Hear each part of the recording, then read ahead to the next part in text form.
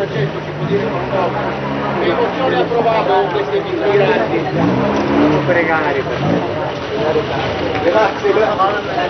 Sono arrivati quasi in contemporanea. Lui, Papa Francesco, pellegrino del mondo, è giunto a bordo di un aereo. Loro, i 165 migranti, su un barcone. Terra di approdo, l'isola di Lampedusa, per un giorno al centro del mondo per la visita a lampo del pontefice. Una visita nella quale parole, gesti e simboli hanno parlato della grande questione legata all'immigrazione, ai tanti disperati che tentano di raggiungere la porta dell'Europa in cerca di miglior fortuna, trovando anche la morte tra l'indifferenza del mondo intero. E da loro alle migliaia di vittime dei tragici viaggi della speranza spezzati che in 20 anni hanno fatto del canale di Sicilia un cimitero marino che Papa Francesco ha voluto rendere omaggio con un primo significativo atto simbolico, il lancio di una corona di fiori dalla motovedetta della Guardia Costiera, la 282, la stessa che ha salvato migliaia di migranti. Poi l'incontro a Punta Favarolo con un gruppo di extracomunitari. Noi siamo fuggiti dal nostro paese per due motivi, politico ed economico, ha detto uno di loro. Per arrivare qui in Italia abbiamo sofferto tantissimo. È per questo che oggi sono qui. Grazie, grazie è stata la risposta del pontefice al gruppo di migranti a cui ha stretto la mano.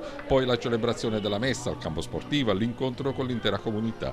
Una messa penitenziale per dire cioè perdono alle vittime delle tragedie del mare. Quei nostri fratelli e sorelle cercavano di uscire da situazioni difficili per trovare un po' di serenità e di pace. Cercavano un posto migliore per sé e per le loro famiglie, ma hanno trovato la morte. Quante volte coloro che cercano questo non trovano comprensione, non trovano accoglienza, non trovano solidarietà e le loro voci salgano fino a Dio.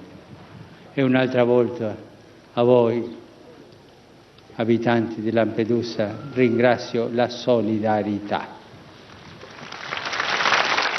Da qui i paramenti di colore viola usati dal pontefice ma anche dall'arcivescovo di Agrigento, Monsignor Francesco Montenegro, e dal parroco dell'isola, Don Stefano Anastasi, che hanno accompagnato il Papa nella celebrazione. Significativi anche i simboli utilizzati, un altare a forma di barca, il pastorale e il calice di legno ricavati dalle barche di migranti affondate realizzate dal falegname Franco Tuccio, lo stesso che ha realizzato la croce andata in dono al pontefice.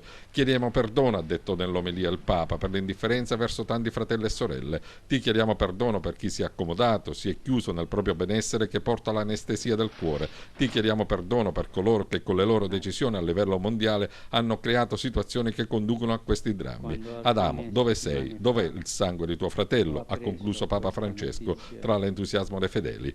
E mentre si celebrava la messa, da un'altra parte dell'isola si dava assistenza ai 165 migranti, tra i quali 4 donne, soccorsi e approdati mezz'ora prima di Papa Francesco sull'isola, sorpresi dalla presenza del pontefice.